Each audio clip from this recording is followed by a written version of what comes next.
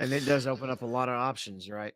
Uh, and it supposedly you don't have to do any maintenance. There's no fluids or anything involved. Uh, it's all basically no maintenance. Yeah, they look like actuators. So they should last a long time. And you can get all the vibration, everything from the actuators. So I Brian, were think, you trying him? Yeah, there you go. yeah, I was going to say, I think a lot of people are looking at this in different ways. You know, this is obviously not made for every budget sim racer. You know, without saying, it's just they are expensive, but it's if there's a market for it and it proves to be something that people are willing to pay, who have the ability to pay for it, they'll sell. Um, you know, you got people with $100,000 rigs, who probably would think this is, well worth the price. But there's other guys who are just running on Logitechs and laptop screens who think that this would not be for them. They make Ferraris because there are people who buy Ferraris. Not everybody can afford one. Everybody wants one, and I think that's where the sticker shock came in. It's like everybody saw what these things can do and they're like, this sounds awesome, I'd love to get a set. And then when the price came out, they'd realize it's a Ferrari and not a Ford.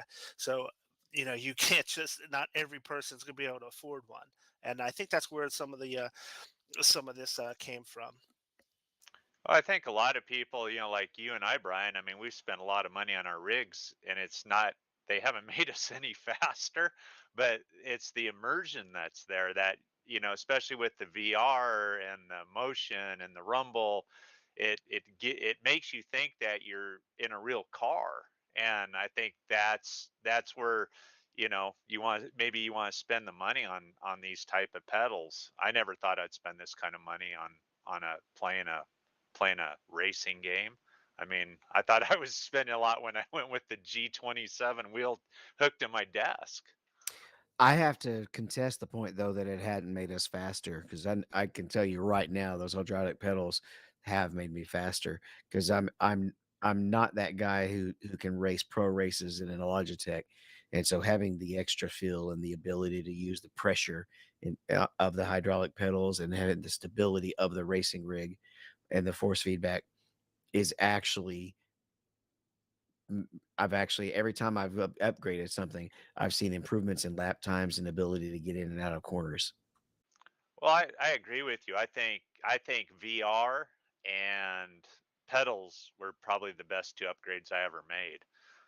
As far as going with a motion rig and direct drive wheel, I think those actually hampered me. I mean, I was faster with my G27 wheel hooked to a desk with VR and decent pedals than I am now. Just trying to get used to everything still. Yeah, rig pedals are the first two most important things.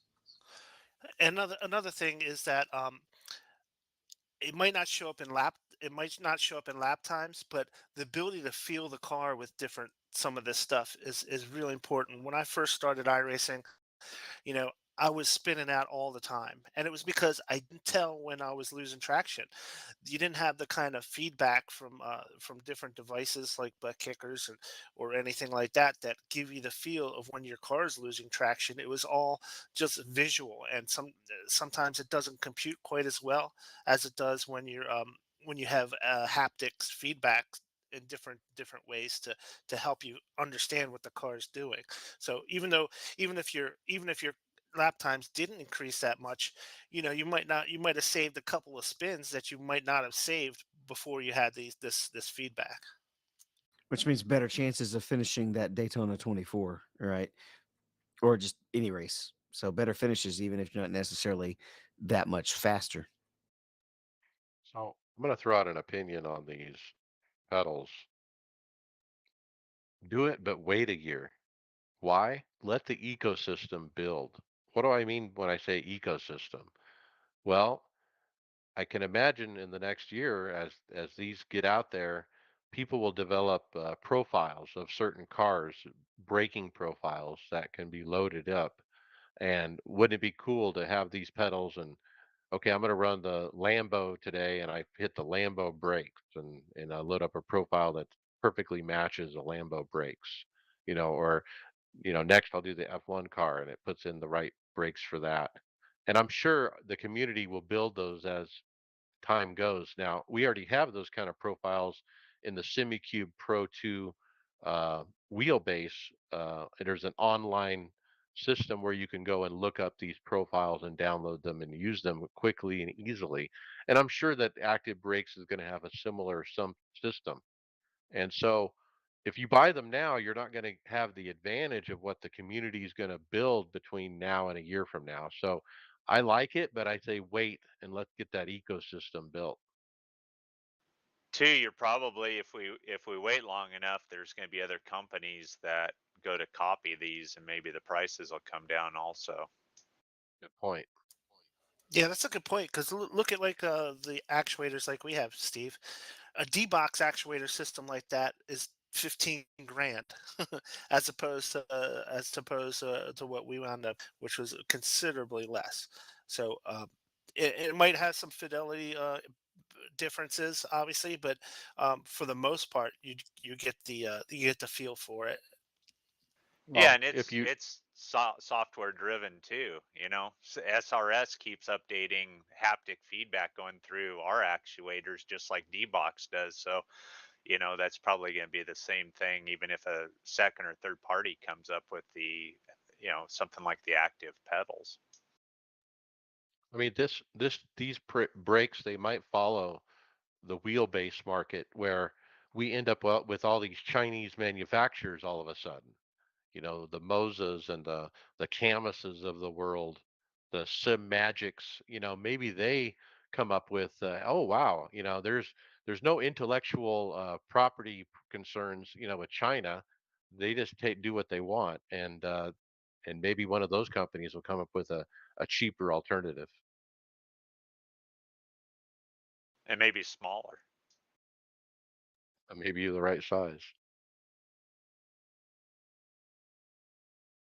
Well, continuing on the topic, but our next big item on the list, Beano iRacing from had a active pedal Discord discussion with David Tucker, and it's pretty. It kind of comes into three parts. The first part, they just kind of chatter up a little bit and talk about the potential benefits, and he mentions that he needs to that they really like it, but they want to be careful not to spend all of their engineering time just setting up for these pedals until there's more of this type on the market. And then part two is just him speculating about all the different things that could be done with it. And he just comes up with a laundry list of amazing features that could be created. Which is what I already mentioned was let's have some profiles of every car. Let's reproduce chatter in the brake system or pulsing of anti-brake lock. Brake fades, worn Uh, clutch, ruptured brakes. right. LFE style vibrations at your feet. Yeah, all these are just going to increase again the immersion of what's going on with the car. I think it's great. I think it's a real step forward. Yeah, you ever push your brakes and go to the floor and doesn't do anything? That's fun. Actually, I What's have in my neat? real car. Well, yeah, What's One of my only neat old from is an ones. ex-girlfriend once. obviously David Tucker is open to working on this and expanding on it. It sounds like, but he wants to see, like you said, more manufacturers get involved. And so that's why I'm saying wait on these. Let's see if there's another manufacturer. If we get some more manufacturers involved, I'm sure iRacing will play along. But if you're Denny Hamlin, buy him and tell us all about it.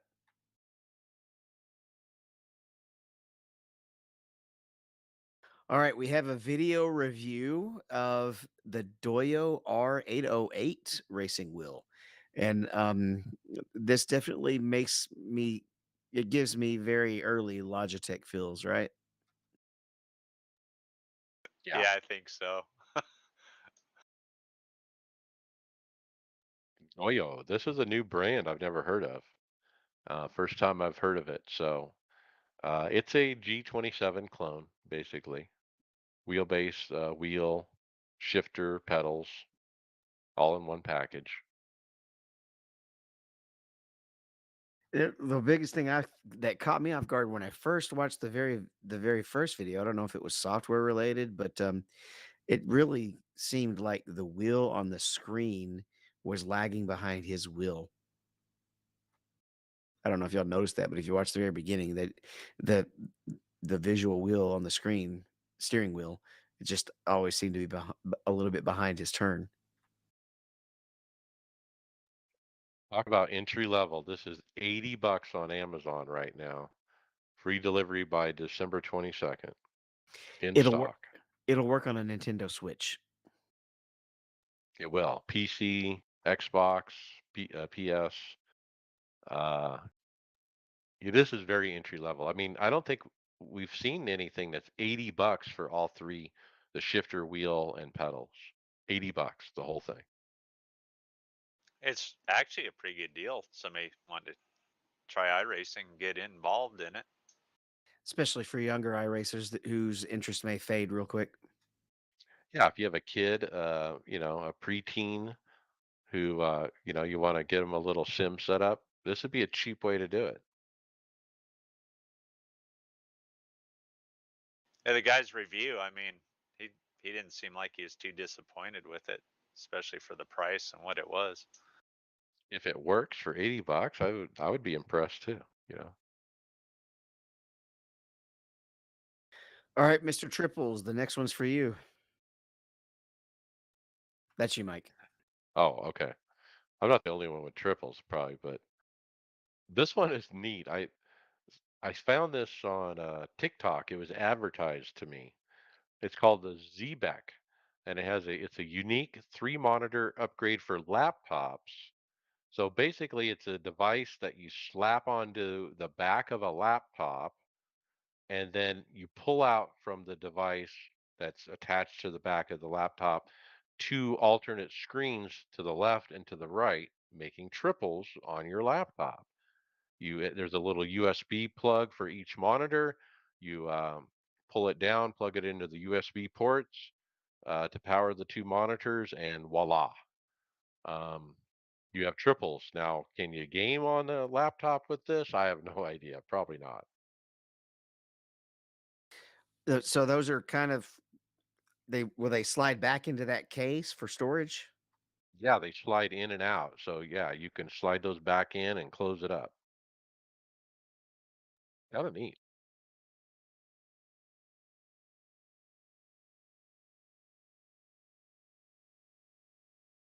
All right, hitting up next, we've got Sim Racing Pro, uh, featuring some pedals with the latest technology according to the website, including software designed by Sim Racing Pro. They're these are hydraulic and a nice orange color on the top. They look nice.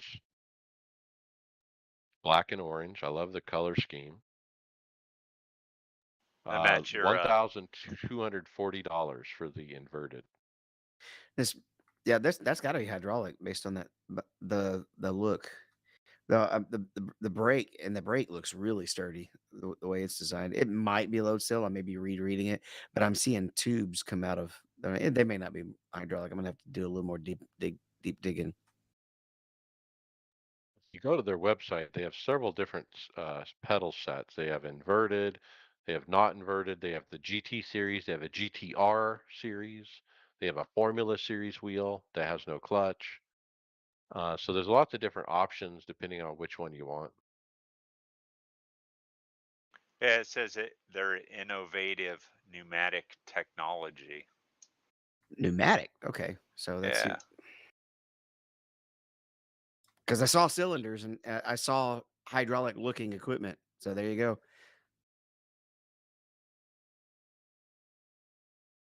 We'll have to look at reviews on this. These have been around, it's not new.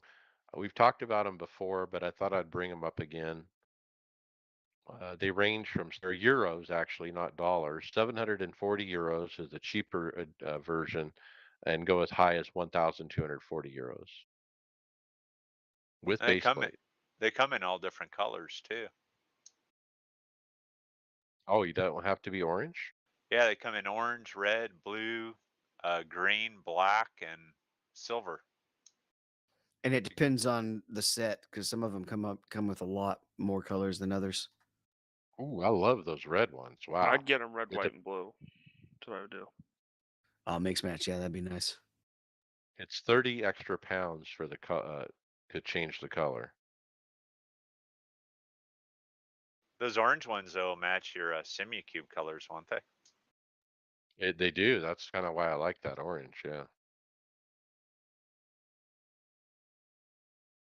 All right, maybe we'll have time to throw in some reviews for this in the next week or so. The next thing we have is a gaming mobile tailored rig offered by SRRX. Very cool looking rig. .de, is that Denmark? Yes, I believe it is Denmark. And they have a website, tailoredrig.de. And what makes their 80/20 style rig different than others is obviously the color. They got a very light turquoise blue, kind of turquoise blue, I guess, coloring scheme on it. And then the way that the uprights are set up is they're crisscross uprights. They kind of make an X, and they have a big old plate that hooks them all together that makes it super sturdy. It's a formula style rig. It doesn't have to be. They do Depends have on a what's GT kind of version, sit up version. Yeah. yeah.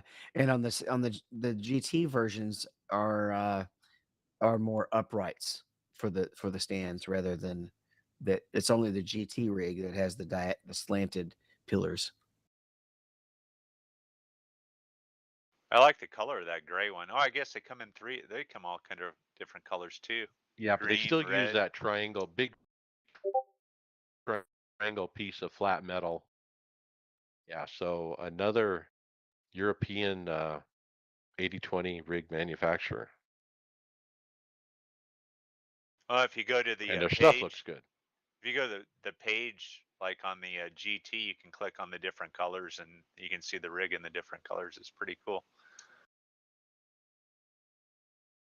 So that Yeah, I GT love the one was red. 899 euros.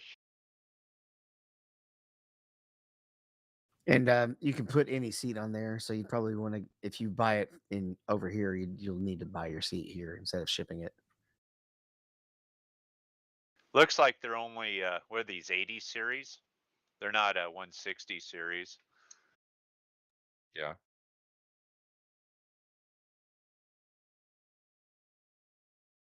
Good looking rigs though.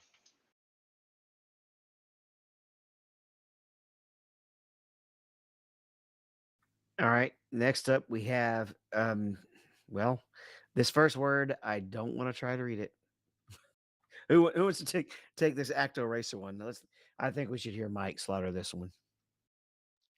I'll read it. Simulations Technic Now GBMH offers you a new generation of full motion racing sims and a selection of motion sim racing centers where you can feel the car. Our products have been developed, tested, and tuned by a professional team consisting of designers, racers, and IT experts. That one definitely triggered my dyslexic tendencies. That when you read it, I was like, oh, now I see it. When I first looked at it, I could. It was crazy. Couldn't make it out. Now, we lost the link, but I found it again here. And the link is actoracer.com. And they have a rig. Wow, it is something else. It's got a tubular look to it. Uh, it's got like hydraulic motion uh, actuator arms attached to the back of the seat to kind of move the seat up and down, kind of like a CXC from California style motion rig. Uh, The other unique thing, it's got a little Formula wing coming off the back of the rig to make it, I don't know, just for looks, I guess. I don't know what other function that would have. So would you call this a different kind of six directions of freedom? Because it's got four pillars as well as like what looks like front and rear slip. You're referring to the platform box that it's sitting on as a motion Yeah, box? yeah, it's moving as Yeah. well. Wow, that's crazy. So it's got the seat mover and the four pillars.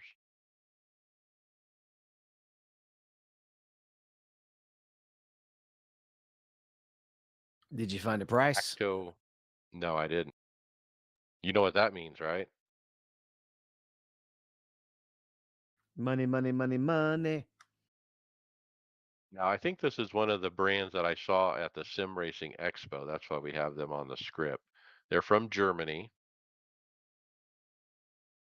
and I'm looking for the price now. Yeah, I don't see any prices.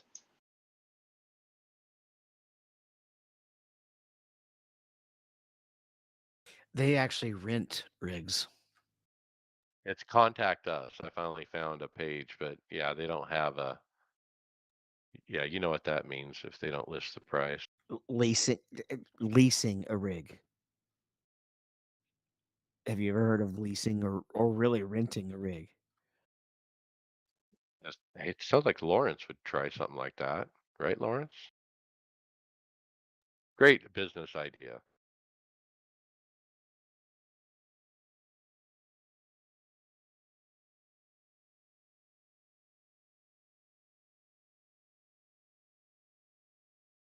All right, Steve, tell us about the Thrustmaster T GT. Yeah, I watched this one. Sean Cole reviewed the Thrustmaster TGT2 review, and it's a belt-driven wheel, wheelbase, and I guess kind of went like one of the last ones that's actually belt-driven the way he was talking about it. Um, he said it was a, it was a good wheel. It's expensive though, especially since nowadays you can get into direct drives for $400 from both Fanatec and Moza. Um, so he said the wheel felt good. It has like 6 nanometers of force to it, but he really couldn't see why anybody would spend $800 or $899 on a belt-driven rail wheel. But it's fun to watch the review because he goes through all the explanations, all the software, the names, and they're all like the TGT2, and it was kind of entertaining. Yeah. Yeah. If you want a belt driven wheel, this is the one you want to watch. But man, I think those are kind of a thing of the past. I don't see sim racers really coveting these kind of wheels. No, especially at that price. Right. All right, a couple of quick hits before we jump into results. We got the shift teaser coming from Sim Magic, and it's teasing a DS8X shifter. Yeah, I guess this will be Sim Magic's I first. like the look of it. They just show a silhouette.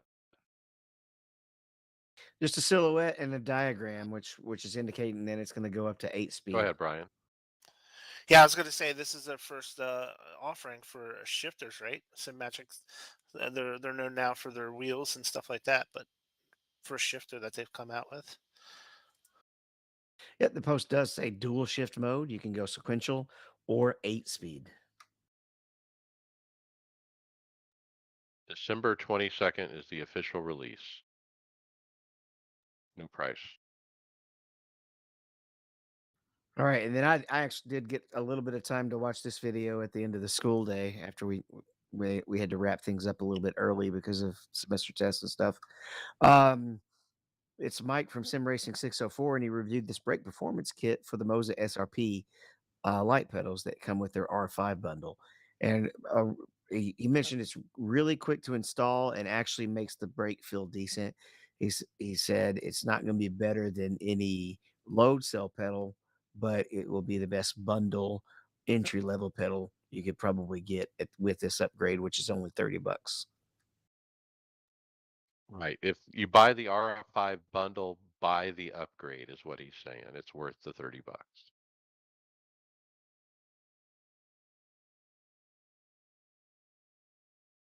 All right, Mike, tell us about your NIS adventures. Winter NIS. Let's talk Friday Open. Charlotte P16 did pretty good. Eventually got to the lead lap 60 and led some laps. I was running, but I sucked it up when I actually got loose and spun all by my own. Ended up last car on the lead lap. Pretty much couldn't recover from that. I also had a exit from pit lane that really sealed my fate. A penalty. Saturday fixed. I ran because I've been off work. Wrecked out on lap 9. I was the first car gone. They had wrecked up in front of me, and I couldn't miss it. I actually got turned sideways. Was stopped on the track, waiting for all those cars to come around. Didn't didn't budge, but some guy came by and T-boned me at full speed. Big hit on the I rating those days. Sunday Open, Donnie ran. Donnie got a qualified fourth and finished P6. Good car on during the middle of the long runs. Led my first laps of the season. Sunday fixed. I ran. I wrecked out on lap 1 again. Turned on uh, turned by some guy who couldn't get it into fourth gear. He blew his engine and wrecked the field. So like we're go green, everyone's taking off. This one guy doesn't take off, and he gets spun, and a bunch of us wreck. Of course, I'm the one who gets the most damage. Um, and I was like dead last again. All right, Wednesday fixed Hickory. So we moved to Hickory for the next week, and I ran fixed on Wednesday for the first time I think all year long. I was end up top split. There were drivers in there like Matt Busa, Tyler Hudson, Blake McCandless, and other heavy hitters in this race of 20 cars. I actually qualified 10th, ran all over the place. I was actually led some laps. I was first at one point uh, based on tire strategy, but I ended up P6 and was actually really proud of that for being top split. Great, great finish. Probably my best run of the year in this series. Moving on to Wednesday Open, top split again, qualified 11th out of 23. Stayed on the lead lap and kept it clean until the green white checker. I was running 7th, and some guy spun in front of me, and I couldn't miss it. And I had to fall back to 15th. I got the 14th. Steve, P16. Yeah, in the A Open, we were at Kentucky at the Legacy track. I was in the top split, and I think I was car 19. I qualified, I don't know, 15th or 16th, and I got all the way up to 10th. Made a pit stop at lap 49. There was no cautions. Went in, and of course, as soon as I went in the pits, the caution came out. So I went a lap down. I got the wave around, and then I ended up 16th. Those guys were pretty fast. I was catching some guys there at the end. I probably should have pushed a little bit harder, but I ended up losing like 3 iRacing points. But anyways, it's fun racing with those really fast guys. All right. Donnie Spiker has some results. USF 2000 at Summit Point, qualified third, P7. Made a mistake racing an overly aggressive driver, running P3 on the final lap and got wrecked out. Indy Pro 2000 at Summit Point, qualified 6, P8, dropped a wheel, spun out into the wall, wrecked out. Then he ran GT4 fixed at Oran Park, a P3 and a P9, both great races. And then again, open this time instead of fixed, it was P10 out of 28 starters. And then he ran the 2022 Chili Bowl. heat race, P7. The C main, he was P7, did not make the feature, did not wreck, did not get in anyone's way. Actually made some competitive passes. It was my first race in the dirt midget. Looking forward to running some more. Okay, here I go. I ran a bunch of stuff. I ran the new BMW hybrid, finished P8. Then I tried it again, started 11th, finished 4th. I was up to P5 by turn 3 on lap 1. So that night I ran some Chris McGuire hosted. We ran the new Toyota 86 at Lime Rock. I actually got wrecked out in lap 1, turn 1. Later, the 87s at Talladega got same thing, got wrecked in the first lap. Um, turn 1, lap 1, there was a caution halfway, and I quickly got to the lead and was able to win the race. Number 261, actually. The next day, I ran the new BMW hybrid at Sebring twice, wrecked the first time. Second race, I did finish, but went off for a few. I had to brake.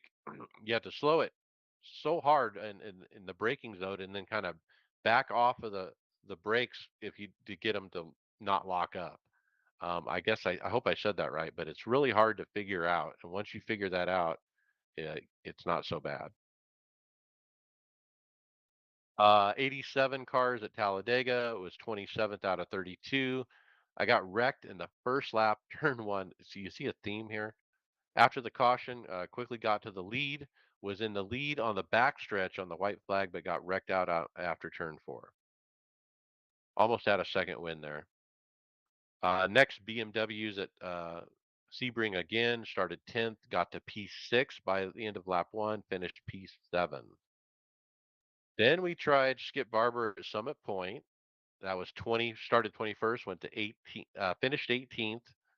Uh, Overall, fourth in my class. I was running first in my class, leading the race for quite some time before being run over by one of those faster cars from behind. Like I didn't even see him coming. I was just running my race and whack, I just got whacked. Then I ran F2000 at Summit Point, 15 cars, qualified 13th, was running 10th up until the last lap, and I went off on my own and wrecked. So then I tried the Indy Pro. I bought the Indy Pro 2000. It's a new car to me. It's a little faster than the F2000. Qualified P7 out of 16. I wrecked out on lap 1. Next race, qualified 14th out of 24, got to P9 by the end of lap 1, and then on lap 2, they wrecked up ahead of me on the final corner. I had ended up driving straight into it, T-boning the guy, destroying my car. Third attempt, I go into the grass on lap 1. I rejoined safely, but I'm not up to speed, and the guy runs over me from the back. Doesn't even try to go around. He just drives right over the top of me. Next attempt, qualified P6 out of 10. Had a pretty good start, but lap 2, I spun off on my own and got high centered. I couldn't move. I had to tow. I lost 4 or 500 I rating in those races. So then today, I already mentioned I tried the Lotus 49 at the Nords. I tried the dirt street stocks. I couldn't get loaded in. And then the last race right before the recording was the F2000 again at Summit. I got the pole. I led every lap and I won my race. 89th career win, 61st career pole out of 3,094 starts. That's an average winning percentage of 2.8%. And Manager that is lead. official. That's Um, official racing, yeah. what did I do? Monday, I ran kind of up front in our winter series. Kind of yo-yoed front to the back, but got You got wrecked at the end. P17. Yeah, I got wrecked at the end there. I stayed out on like 40 lap old tires with like a green white checker, trying something, hoping I had a buffer behind me. It didn't work. Then last night I ran the main sim racing series and probably should have won that. Got right reared off turn 4. And then today in the SK modifieds I won in my 2000 start in oval. That is my 434th win in 2000 starts. Well done. All right, other winter league finishes. David, P12. Yeah, I remember that Adam was in the position he was because he missed the pit stall and it kind of forced him to a different strategy. But then y'all had a caution that flipped the script and We're perfect. really paid off for y'all. And then another caution threw that all out the window, right? And that's how it falls. I probably was going to finish about P12, and I think I was going to lose a few positions because of the way they caution timed out because a couple of those people were going to fall back. But it ended up working out. There was an accident. Somebody got loose and took somebody else out, and I got caught up on it, put in the wall. Meatball. I think I'm done. Oh, but I go ahead and put and pit, and I should have cleared the tires. I didn't clear the tires, but I went ahead and I pit, and it was only 10 seconds to repair it and like 4 seconds of optional. And I was like, oh, this car is probably going to still drive like crap. So I come out one lap down, but with fresh tires. Uh, and on that run, we do have a long run, and I'm actually all the way up to just one person behind the lead lap or the lucky dog position. And here I was thinking, all right, I might get that prize money because they actually pay the guy who finishes in the lucky dog.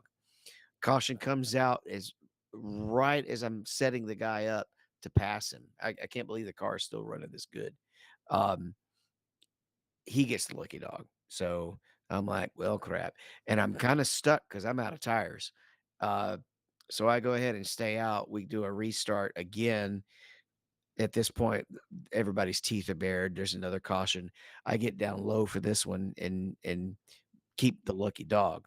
So I'll go around for the last start, and I'm in 18th, I think, and still on these ancient tires behind all the lap cars and lead lap cars. I drop 6 seconds back and just stay away from the pack. And there's a big wreck at the end, and I come creeping by a guys driving like grandma and pass up to P12. You mentioned Christian Challener had problems this week. What was that?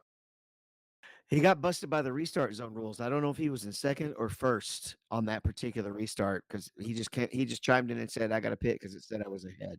And it gave him like a 50-second stop and go. Yikes. Better him than me. All right, Steve, you ran, but P30. Yeah, my luck continues. I was running in the top 15 there with David, and then I Steve. was the one that caused his wreck. I got loose. So I thought I'd wrecked him. My car didn't get hurt too bad. I came back out and I was running good.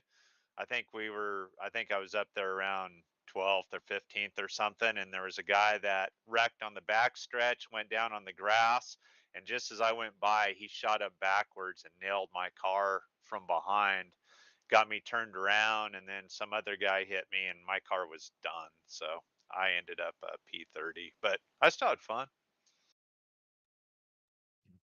Greg was P16.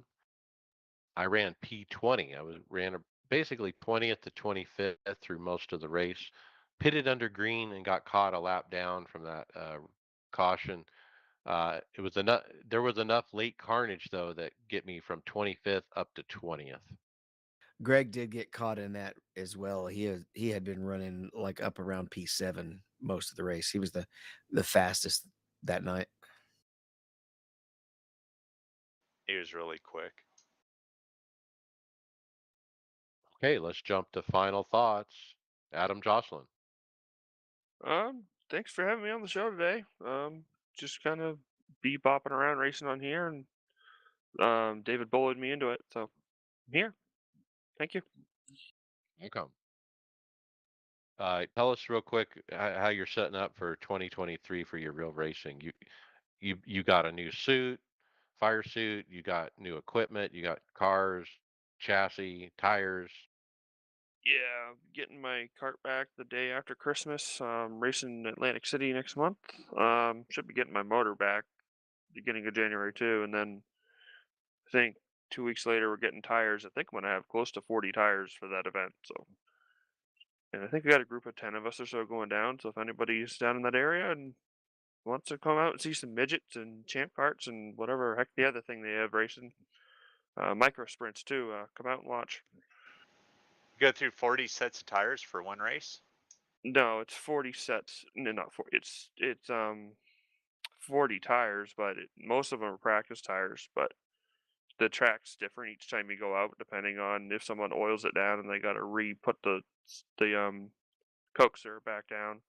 So you have different prep sets. Some sets are prepped really hard, and then you have a set that's maybe prepped lightly, depending how the track surface is. You're just guessing on the track surface half the time. That's why you have different sets of tires. Right, Brian McCubbin, final thoughts. Yeah, it was a pretty busy week for me. I was out of town for most of the week, so didn't get to get in my OBRL race Sunday, so I missed that one. But other than that, I'm ready to get back in there and do some more racing. Um, I think that this week I'm going to try to get in a couple of dirt races because I really want to get in a full season of the sprint cars. I'm not sure which series I'm even going to do yet, whether it's going to be the 360s or what. But that's my goal. So I'm going to try to do a full season of that and go from there. All right, very good. David Hall, final thoughts. Well, I haven't run an Interlagos race yet or the IMSA race with the new BMW yet, because I just bought that track this week, and that one's a tough one to learn as on top of learning the new car in an actual competitive situation. And every practice session I've been in, I'm right now I'm about 4 seconds off the VRS pace, and there are LMP2s that are only 2.5 to 3 seconds off of the VRS pace. So I'm not going to jump in a race if I'm significantly slower than the fastest LMP2. So I've still got to do some more practice and get that track figured out before I actually race in it. Interesting challenge. I'm finding I really have to throw the brake bias way forward. If I get on the hard brakes hard with brakes in the 40s, even keeping the wheel completely straight at that track, it's slinging around. And I didn't run into this problem at Daytona or Sebring, but I've run thousands of laps at those tracks. And this is the first time, so it's going to be it's definitely a challenge. But I think that's what it's going to take to learn the car. All right, Greg Hectus, final thoughts. Just got me as I got back. I was enjoying the race Monday night for the Winter Series League. I felt like I had the most competitive car I've had in that series all year so far, all season I guess. And cautions kind of ruined it, but it was still a good race. And we'll move on to I think I said it was Pocono next week, so the Winter Series. That'll be a crap show, I'm pretty sure, on that one.